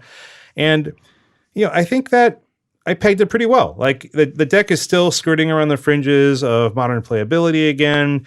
But even in these low interaction metas, that's not really showing up to be 10, 11% of the metagame again. There's some fans who don't want to put it down, and that's totally fine. I think the deck has what it takes to be a great FNM deck. It can day 2 if you're good with it. But I think that I still think that it's not where the all-in aggro deck that you want to play any longer. And I think I'm fine with that. I mean, Giver of Runes? Yeah, Giver of Runes didn't do quite as much as anybody and thought. Teferi. Yeah, and Teferi too. Which in that deck, I guess, is not what you need to be doing. I don't know. Yeah. Or maybe people aren't just testing it enough. What do I know? Not that much. Why do you have a podcast then? Well, that's what my wife asks. Shouldn't you be better if you have a podcast? Yes. Thank you, Mom. I hear that more often than I want. This is why I never tell my fiance my results. You want her to think that you're one win away from the Pro Tour all the time? That's pretty true. Yeah. I'll have you all know my 5-0 is on the fridge. That's right. Zach, how about you? Did you have any fond Sleeve Believe Heave memories? Yeah, for me, it's Red Black Goblins, and it felt like the fruition of me wanting red decks and sort of playing to a persona or what I like came to fruition in that moment, and it's good, and the deck is still around and still good. And I didn't call all the cards right, and like we mentioned, I called Sling Lang Lieutenant maybe there, but then I played with it and said, oh no, it's what the deck needs. But it's fun to see, this deck on the fringes of Modern get the tools it needs from Modern Horizons / M20 and some other sets to coalesce into just a solid, good deck. And I like Red Black Goblins. I don't own a lot of the cards in paper, but for me, it is a solid, good, reliable option. Is that the Grumgully combo goblins? No, so that's a different deck as well. I think that's good. But for this me, is what you say, like Pashalik Mons. Yeah, this is the one right after Modern Horizons where you're using, like I said, Sling Gang Lieutenant, Goblin Matron, and Vial to do just a lot of really fun things. And when Grumgully came, I think that's when it coalesced into like, whoa, Goblins now has 2 options. Because I think that Red Black Vial Goblins is real, which is what I'm talking about right now. But like Sam mentioned, I think the Jund Grumgully is also a real build. So I like both of those if we want to expand it that far. And I just like that Goblins is at a place where 8-whack is the only viable variant. What a time to be alive. You get a goblin. You get a goblin. It's not Zach, though. These gullies have been grummed. All right, so that was a lot of nostalgia. Mm-hmm. Let's talk a little less about the dive down, and let's actually talk about Magic the Gathering for a minute, because we got, a new product every month, it seems like? Every essentially, yeah. 12 to 24 hours. A lot of powerful cards. The power level of MTG, Modern, and, Pioneer, I guess is a pretty powerful format, really elevated this year. It was really clear that the delta between this year and last. Do you think, that's been a popular thing that's going on Twitter right now. Does everybody feel like that's true? Like, is that unequivocally true? That there's just been an incredible influx of powerful cards across all formats? I mean, Modern Horizons was unprecedented, right? And Right. It like people said it felt like Modern rotated, and I wanted to fight that notion at first. But it's not that Modern rotated, it's that it's really hard to stay on top and not play Modern Horizons cards, right? Yeah. So, and like they're legal in other formats like Legacy, Vintage, and Commander. So for me, Modern Horizons aside, I feel like it was definitely a higher than normal power year, but not noteworthy. But Modern Horizons pushes it alongside these powerful push sets into a powerful, intense year. I mean, Eldraine was super powerful too, though, right? I mean, yeah. 20 too. I think we have evidence. Just look at the number of bans that happened this year across formats. Yeah, I do have 3 Eldraine cards in my deck too, so hey. Yeah, I mean, many of the bans just from cards from 2019. Yeah, I mean, I guess it's true. Like there was a little bit of writing from Wizards of the Coast R&D talking about how they were self-consciously trying to up the power level of new Magic sets in general. I guess we'll see where the endpoint of that feels like, but interesting to note that in a year of super powerful cards, everybody has their favorites. Yeah, I think talking about like our favorite cards is good. Let's stay positive. We can get negative later because Lord knows I want to. Yeah. No. So, Zach, I don't want to steal your picks because you chose mine. So just roll with what you have here, my friend. What, do you want to do it at the same time? Okay, let's do it. Karn and Bone Bone Crusher Crusher. Giant. Yeah, Oh, those Bone are, Crusher Giant. those are some great cards. Not together, really, in the same deck. I don't know why you insisted on saying them in one sentence. Well, maybe you can look at my list later and scold me off mic, Dave. Oh, I'm not scolding. Do you have them in the same deck? I Okay. don't. No, but it's different reasons. Karn pushed Prison to a place where it was no longer a fringe deck where you had to really know the meta or get lucky. You still have to know the meta to get lucky, but you have other tools too. You have good cards and you have a malleable sideboard. Yeah, and it gave Tron more win conditions because Sure. Lord knows it needed him. Eldrazi Tron maybe needed it. I don't know. I love Eldrazi Tron. I had fun with it when we did the deck dive. That's another great one to listen to. But I like Karn. I like what it did. And I like that it's a very good card, but very rarely is it just you play it and win the game. There's a lot of decisions. There's a lot of deck building. And there's a lot of mind games even that go into it. And Bone Crusher Giant, like we mentioned, I just love that sort of design space there with the adventure cycle. I love the damage can't be prevented text on the stomp side. It's mattered. Added value. Yeah. I've been able to, in response to a fog, stomp something, swing and win. That's very fun. And just the 4/3 is cool too. And I play it, like I said, in both Modern and Pioneer. And it has Punisher Effect, your favorite thing. It's and worth noting, it's only spells, not abilities, like Leyline of Combustion is. I have pointed to it before and go, take 2. And my opponent went, no, why would I? And then I read it and went, have I been cheating? I've been cheating. And then, You're like, why wouldn't I? yeah. Not? Why wouldn't you take 2? Because that text is not on the card. That is why you would not take 2. Okay, he dies. Okay, your go. Yeah, I'm on board for this. Many of the same reasons you mentioned. Like, I mean, we've talked a lot about Karn this year. I'm not going to go down the Karn rabbit hole any longer. But yeah, it's a great card. It gives you a lot of gameplay. It gives you a lot of decisions to make in your deck building and your sideboard construction.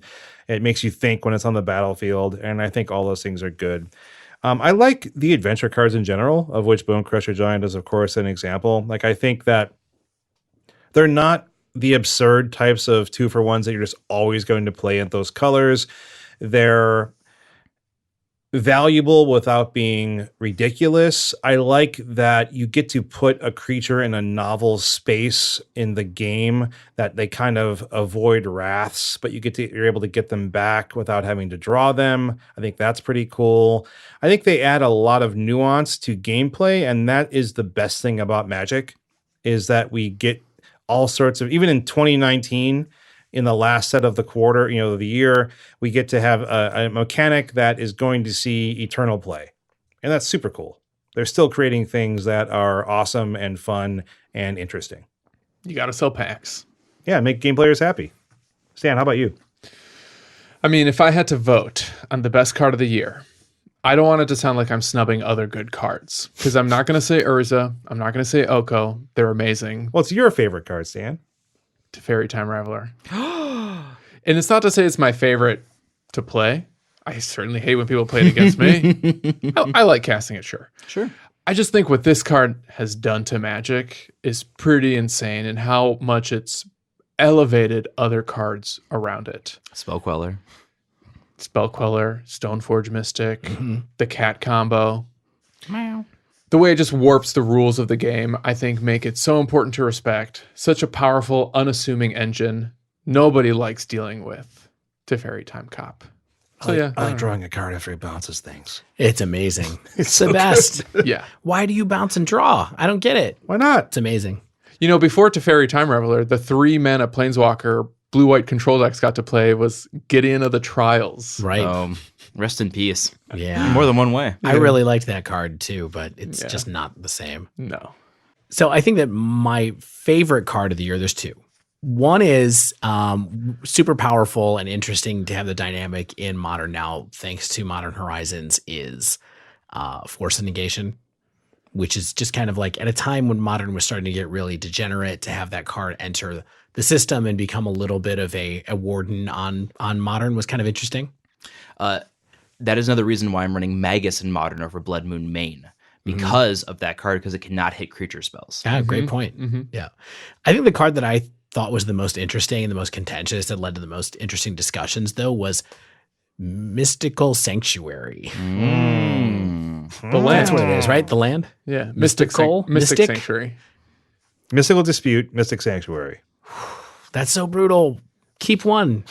Yeah. So Mystic Sanctuary, I think, is my favorite card of the year, just because it definitely got my mind racing as far as the stuff that you could do with it the most.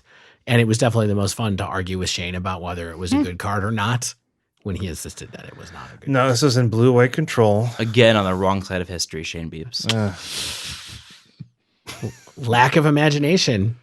Just Shane saying. unbanned twin beeps. So that was my favorite. Mouth card of the year. agape. All right, that's enough magic for one day. Let's talk about ourselves again. Mindless self-indulgence. Hey, that used to be my favorite band. MSI, bro. Yo, yo, yo. We played a lot of Magic, online and in paper. We went to some SCG tours. We went to some Grand Prix Mystic Fests. Dan, I think I played less Magic than the year before. No. Because I was too busy preparing for this podcast every week. Well, okay, yeah. That's definitely not true for me. I played a lot. I played a lot of podcasts, and I didn't contribute to notes a lot, as I realized when I tried to go back and look at the notes from old episodes. I was like, oh, look, here's another Sleeve Believe Heave where I put no notes and everybody else put 3 pages on their deck. You do wing it so well, though, Dave. Sorry. Hey, in the last 20 episodes, I've definitely put Oh, man, heavy lifting. Caught back up as far as contributing to the written content, but there were some spotty parts in the beginning of the summer for sure. Do you guys have any fond memories of your Magic play this year? Any events that stick out? Any founders trips we all traveled to together? The Founders Retreat. I mean, if you're going to make me say it, I had a blast at Denver. For me, that was my first competitive event run by Wizards, or I guess run by Channel Fireball in coalition with Wizards. But my first competitive event that was real and serious and put on by the company making Magic, right? And also I did really well there. I went 4-2. I got a box of War that I opened 2 Ugins from that are now in a Pioneer deck. Very fun. But more than anything, for me, it was a moment where I was able to sort of zone in, make the right decisions, and feel like not only making this podcast and talking to everybody here, but thinking about Magic more critically, I applied to paper and it paid off. So since then, obviously, there's been a flux and I've won and lost, but I feel like that was a really good delineating moment from Zach before he takes Magic very seriously to Zach before he decides I can have fun and want to win. Yeah, and not because you were hanging out with us in Denver, Colorado. God, I mean, did I? It was such a blur. I mean, I remember being there. I remember winning. I remember a cat. Sleeping on my couch. I was definitely outside with some friends. It could have been a lot of people. The way was there. Oh, we drank that awesome guava beer. Oh, no, it was strawberry. Shouts out Mars Brewing. Please sponsor the podcast. But there was that one that we found in Denver that was like from Ooh, Hawaii. like the a Pog liqueur? juice. That was Stone Brewing, and that was Pog Juice, Yeah. and that was out there. Stone Brewing also sponsor our podcast. Any brewery sponsor our podcast. We're all Malort, 20 even Jepson's. Well, Shh, I'm into it. Yeah. We're all 21 plus here. Yeah. Jepson sponsor our podcast. some of us are 31 plus. Some of us are almost 41. Malort X I'm- Dive Down yeah. Drop. I'm going to be 41 in just about a month. Oh my gosh. I just graduated high school. My favorite Magic experience of the year was really feeling like over the past 52 episodes plus bonus content that we've made a positive impact on the Magic community in some way. You know, whether that was when we first started talking to people on Reddit, when we started talking to people on Twitter, when we got our Patreon Slack going.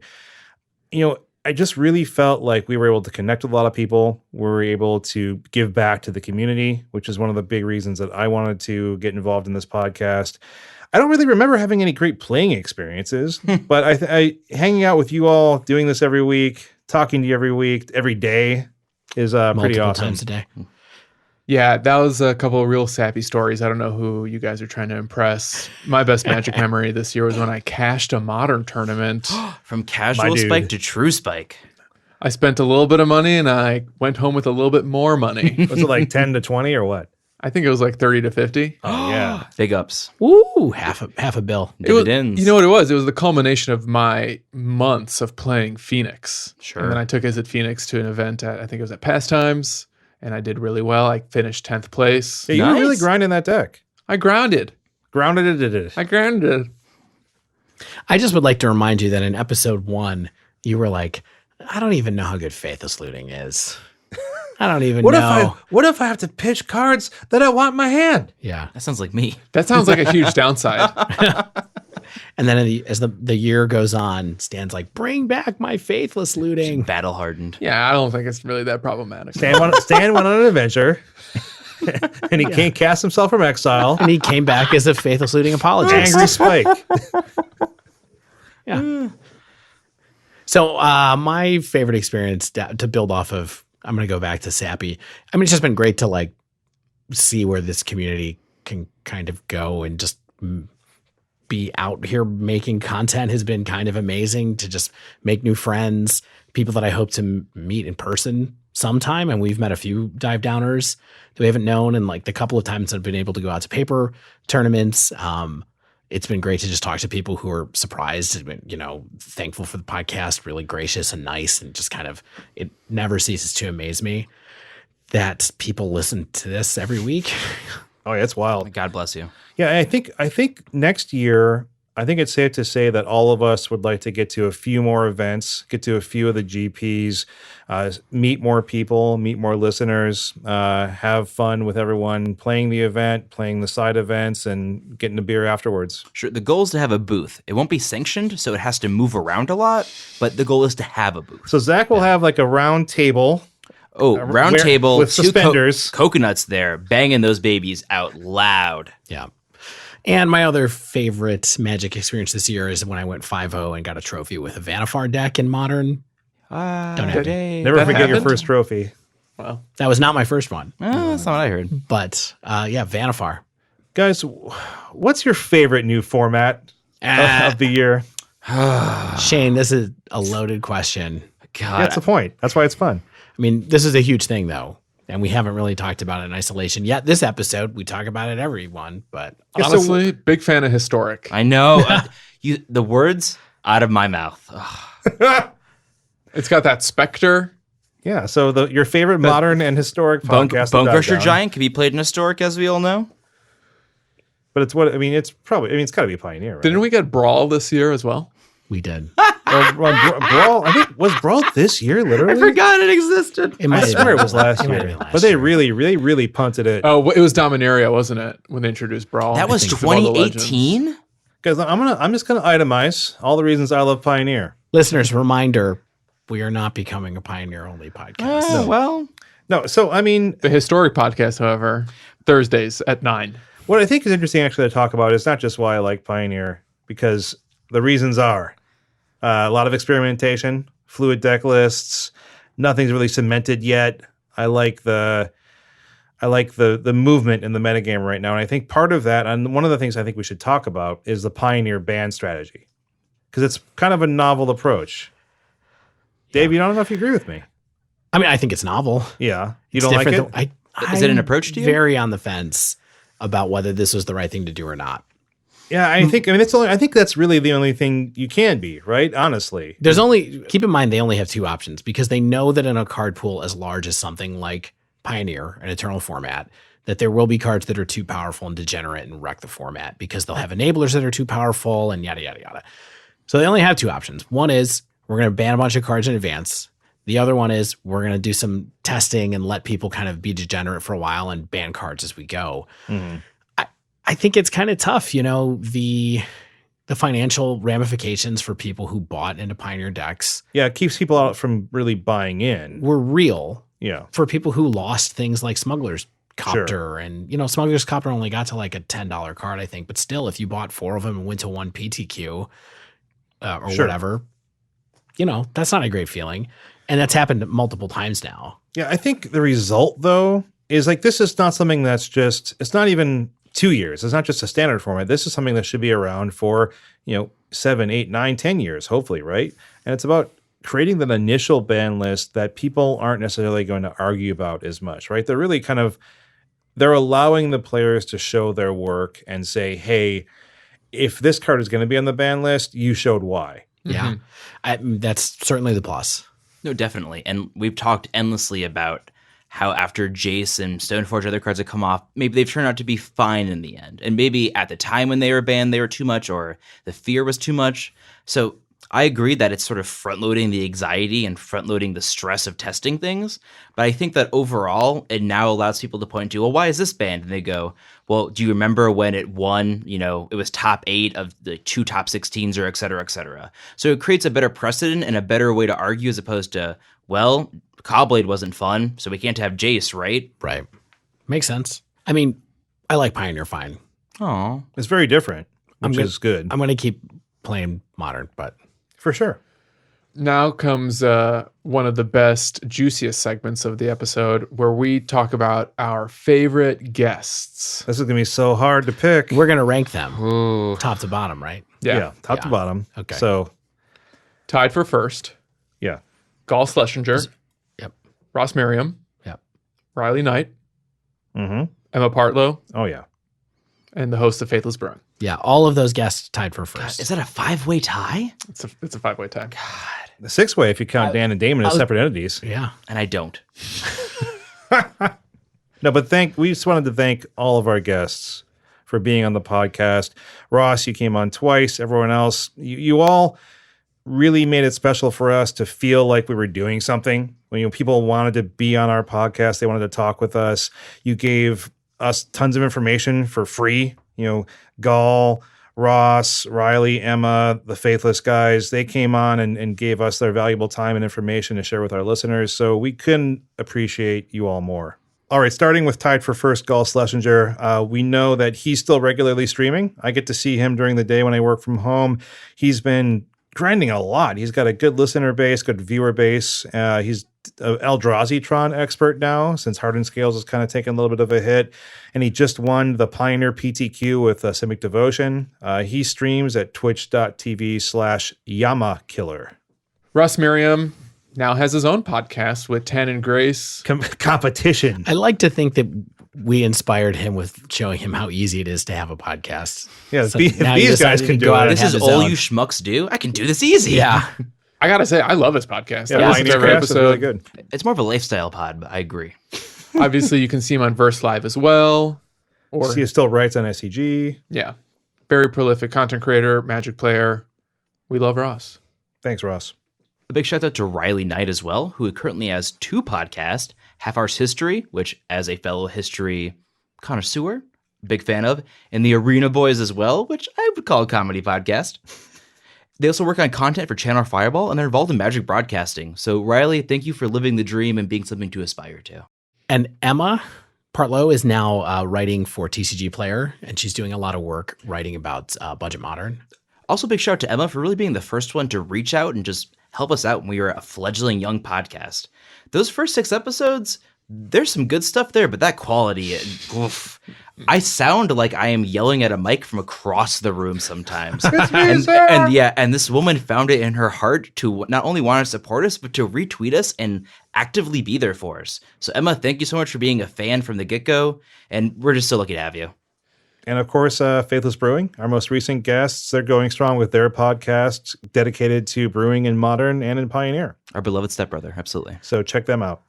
All right, I think we're done congratulating ourselves. Well, for now. Let's try to be a little more humble, a little more honest with our listeners who stuck with us this far. We had some bad takes this year. Mm-hmm. You put a microphone Not a in one. front of someone who's not very good at Magic, but pretends that they're an expert on one of the most challenging formats in the game. Why are you looking at me when you say those things? It's a lot easier when you only stick to cards of one color. I definitely have some cringy moments that when I look back on, I kind of think to myself, what was I thinking? Oh, you should go first. Why was I trying to kill dead air? All right, so after Stoneforge Mystic was unbanned, and there was this brief period where Jeskai Stoneforge was a very competitive deck, and Giver of Runes was seeing play alongside Stoneforge. I think Teferi Time Reveler was in that strategy, Geist of St. Traft.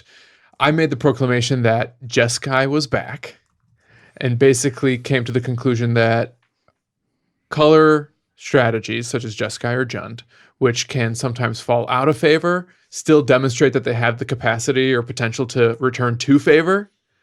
And that felt like a flash in the pan. Looking back, like It was like 2 weeks of Jeskai Stoneforge, as it turned out, unfortunately.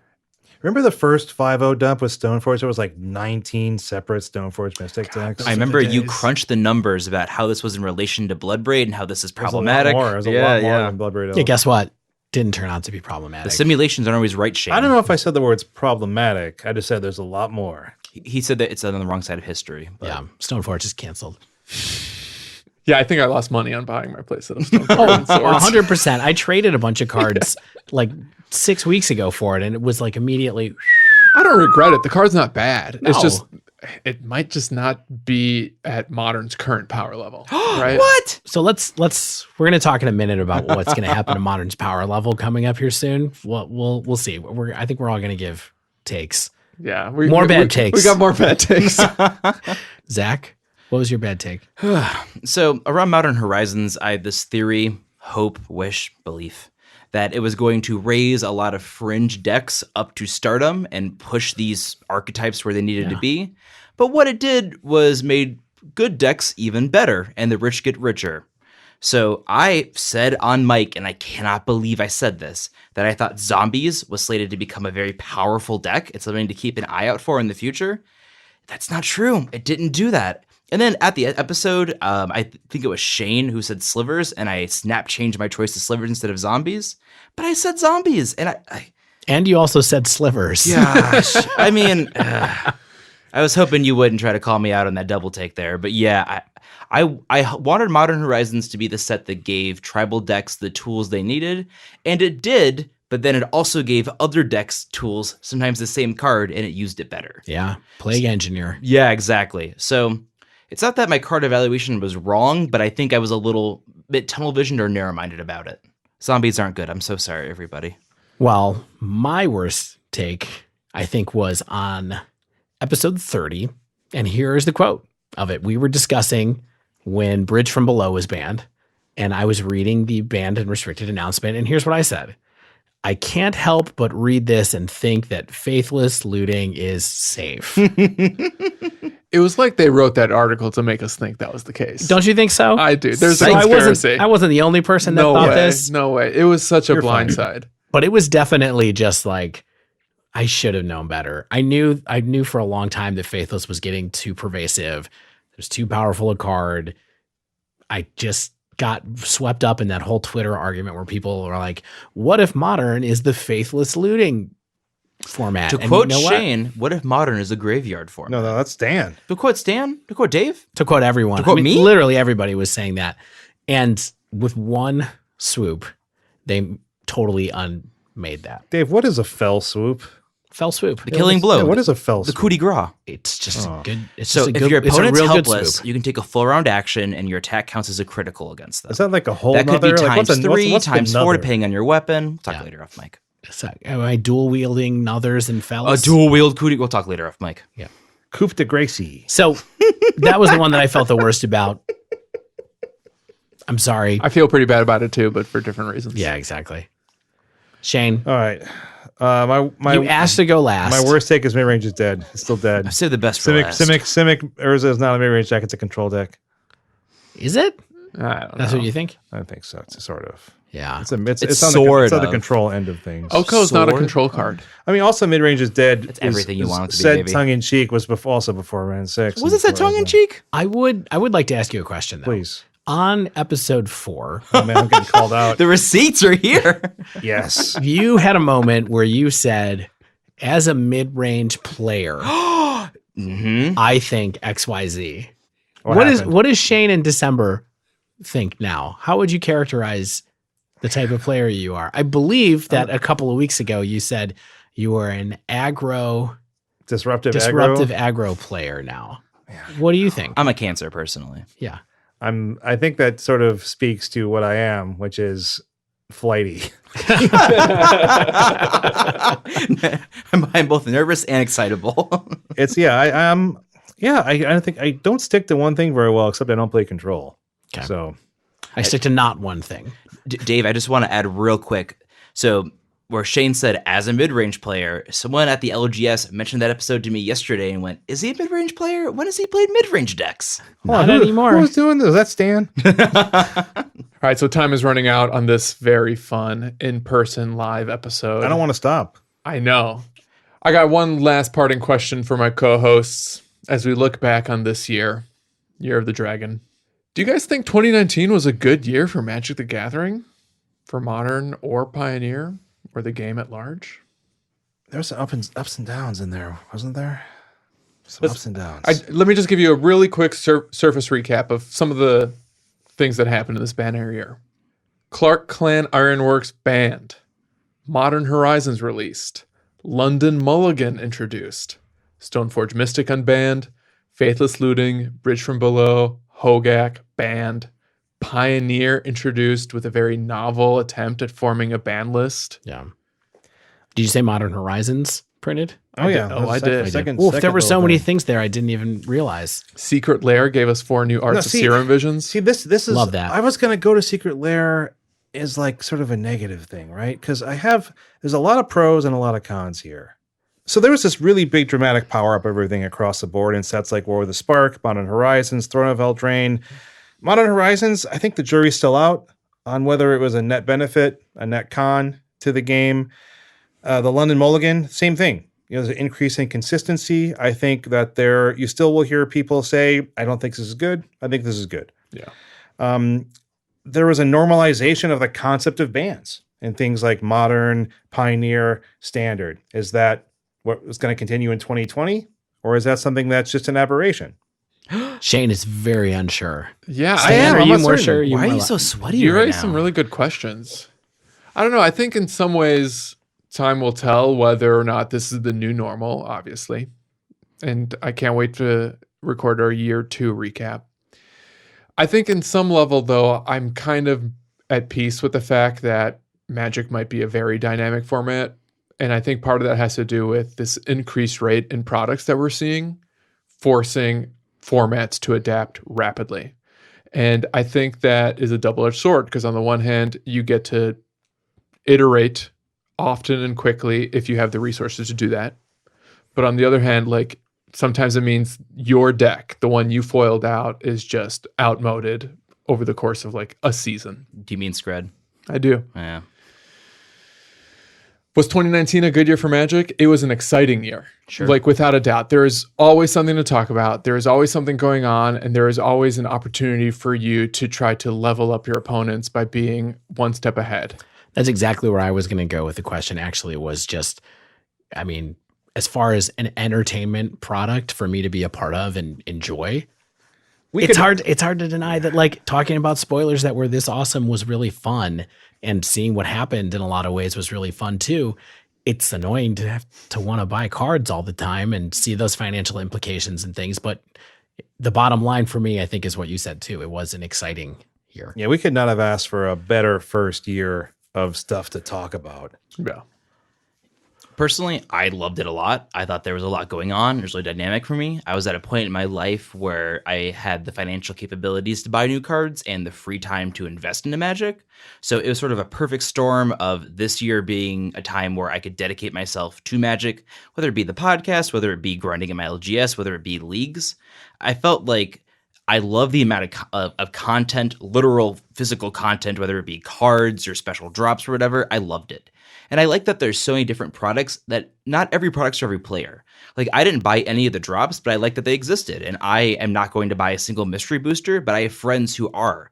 And I just like that there's a lot of ways to play Magic. And I've definitely gotten more competitive and more serious, But it's not that that's the only way to play. So I'm looking forward to buying more foil red cards in the future, and just like that Magic is feeling more and more for everyone at all times nowadays.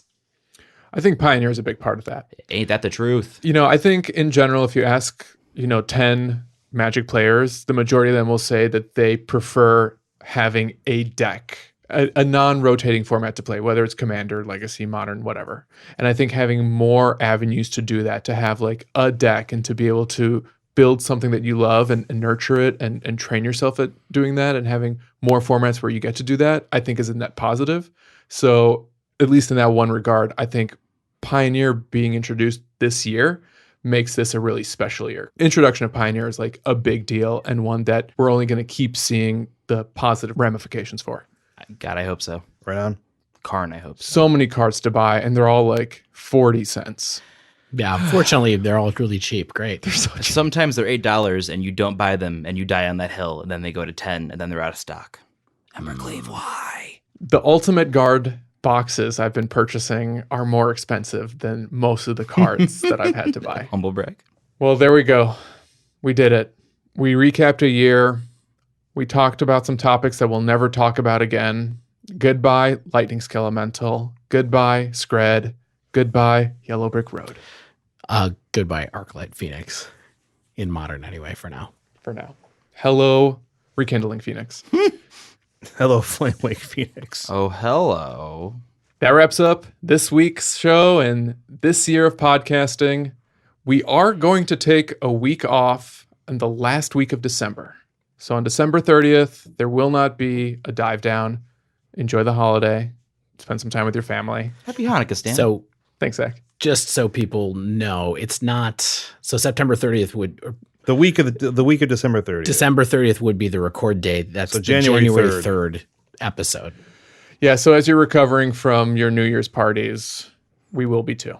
Enjoy any one of the best apps that we mentioned earlier today. If you haven't yet, if this is your first time listening to the dive down and wow. You stuck with us. Sorry. and you're like, wow, these guys are really prolific. They really like to talk about themselves. Yeah, maybe you should It's called subscribe. podcasting. Yeah.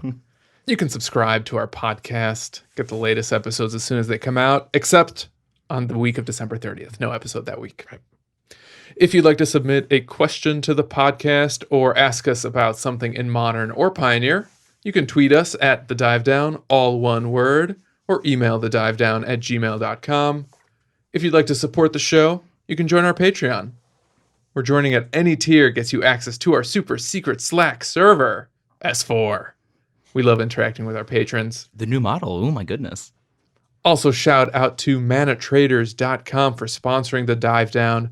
Sign up for Mana Traders using promo code The Dive Down, all one word, and get 15% off your first 3 months of renting paper or Magic Online cards. As always, special thanks to the bands Nowhere and Spaceblood for letting us use their music. For a year. And until next week, get out there and Make a podcast!